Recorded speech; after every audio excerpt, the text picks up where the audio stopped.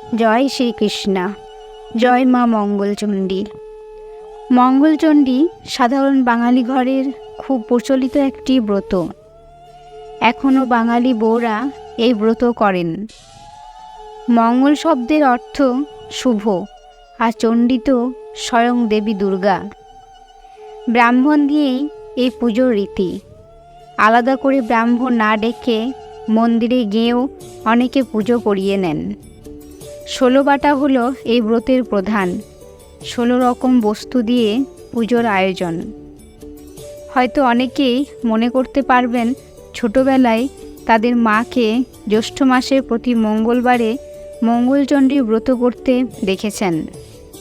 একটা থালায় আম, কলা, লিচু, বাতাসা রেখে জয়দেব আর জয়াবতীর গল্পকথা পড়ছেন মা। সামনে লাল রঙের পুঁটুলি, সেখানেই পুজো ও জলঢালা।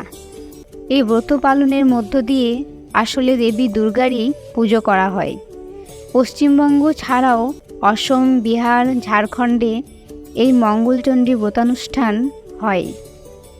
মা মঙ্গলচণ্ডী পুজোর উপকরণ: গোটা কলা পাতা, কচু পাতা, বিল্বপত্র, শ্বেতচন্দন, রক্তচন্দন, প্রদীপ, ঘট, আমডাল, কলা, সিঁদুর, গামছা, ধান, পিড়ে, পান, দুধ, ফুলের মালা, তিল, হরিতকি, সঙ্গে ফুল, দূর্বা, বেলপাতা, তুলসী, ধূপকাঠি, দই, ঘি, 5 রকম ফল ইত্যাদি।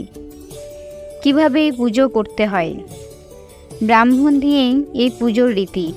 আলাদা করে ব্রাহ্মণ না ডেকে অনেক সময় মন্দিরে গিয়েও অনেকে পুজো করিয়ে নেন। এই পুজোয় কোনো দেবী মূর্তি পুজো করা হয় না, ঘট পুজো করা হয়। 16 বাটা হলো এই ব্রতের প্রধান। 16 রকম বস্তু দিয়ে এই পুজো।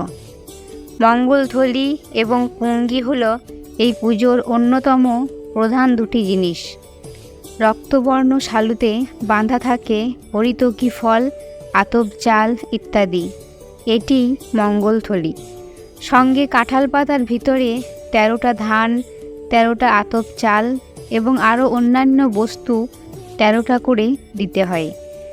তারপর কাঁঠাল পাতার মুখে 13টা দূর্বা ঘাস দিয়ে পুজোর নৈবেদ্য তৈরি করা হয়।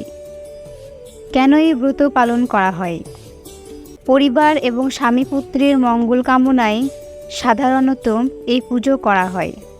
যে কোনো কাজ করতে গেলে বাধা পেরিয়ে সাফল্য আসে এবং সংসারে সুখ শান্তি বজায় থাকে, মনস্কামনা পূর্ণ হয়।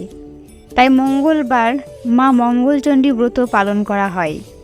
কথিত আছে, প্রতি মঙ্গলবার ভক্তি ভরে মা মঙ্গলচণ্ডীর পুজো অর্চনা করলে সারা জীবন আর কোনো কষ্ট থাকে না। মঙ্গলচণ্ডী বা জয় মঙ্গলবারের ব্রত কথা। রত্নাবতী নামে এক ভক্তিবতী সধবা ব্রাহ্মণী ছিল। এক নাপিতিনী তার সই ছিল, তার নাম কামিনী। একদিন নাপিতিনী বললেন, সই, আমার খুব দুঃখ কষ্ট, কি করি বলো তো? ব্রাহ্মণী বললেন, জ্যৈষ্ঠ মাসে প্রতি মঙ্গলবারে মঙ্গলচণ্ডী ব্রত করো। সইয়ের কথা শুনে সে ব্রত করল। ফলে তার সব দুঃখ ঘুচে গেল। কিছুদিন পরে সে সুখ সহ্য করতে না পেরে, কি করবে ভেবে না পেয়ে, শেষে বেনেদের লাউ গাছ ছিঁড়ে দিল। তাতে গাছ আরও বেড়ে গেল। শেষে যুক্তি করে ভাগাড়ে গিয়ে রাজার মরা হাতি ধরে কাঁদতে লাগল। হাতি মঙ্গলচণ্ডীর দয়ায় বেঁচে গেল। রাজা এই সংবাদ শুনে নাপিতিনীকে খুব আদর যত্ন করল। শেষে বিষের নাড়ু তৈরি করে জামাই বাড়ি পাঠালো, কিন্তু তাতেও তারা মরল না। শেষে নাপিতিনী ব্রত করা বন্ধ করে দিতেই তার বাড়িঘর সব পুড়ে ধ্বংস হয়ে গেল। মেয়ে জামাই কাঁদতে লাগলো। শেষে মা মঙ্গলচণ্ডী ছদ্মবেশে দেখা দিলেন। নাপিতিনী কাঁদতে কাঁদতে তার পায়ে ধরে সব বলল। মা মঙ্গলচণ্ডী সব শুনে তাকে আবার ভক্তি ভরে ব্রত করতে বলল। তার ফলে তার আবার ঘরবাড়ি, জমি জমা ফিরে পেল। মরা মেয়ে জামাই বেঁচে উঠল। সব দিক দিয়ে মা মঙ্গলচণ্ডীর দয়ায় তার সব দুঃখ ঘুচে গেল। সেই থেকে এই ব্রত সর্বত্র প্রচার হলো। বন্ধুরা, আপনারা আপনাদের সংসারের মঙ্গল কামনায় মা মঙ্গলচণ্ডীর ব্রত পালন করুন। সকলে ভালো থাকুন, সুস্থ থাকুন। জয় শ্রীকৃষ্ণ। রাধে রাধে।